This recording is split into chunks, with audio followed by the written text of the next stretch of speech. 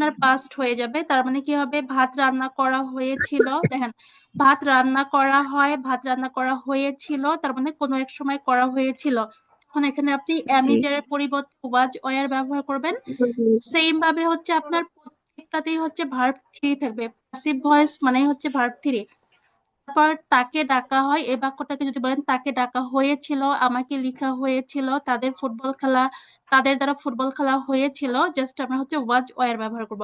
তাহলে এখানে কি হবে, ভাত রান্না করা হয়েছিল, rice is, sorry rice was Rice was Cooked. Was cooked, rice was cooked, ভাত রান্না করা হয়েছিল।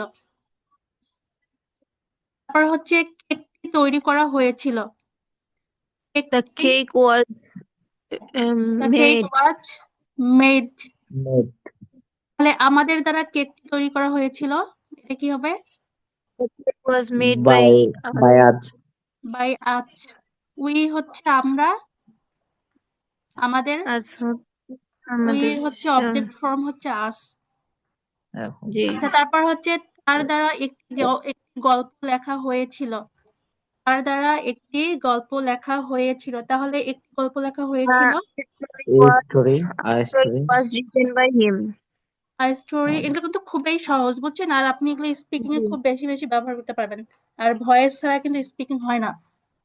আর story was written by, written by By her, him. অথবা আমরা হিম ব্যবহার করতে পারি। মেয়ে হলে হার, ছেলে হলে হিম ব্যবহার করতে পারি। আচ্ছা, তাহলে এই বাক্যটা বলেন দেখি, সারা বিশ্বে ইংরেজি বলা হয়েছিল, সারা বিশ্বে ইংরেজি বলা হয়েছিল। English was spoken all All over over the the world. আচ্ছা,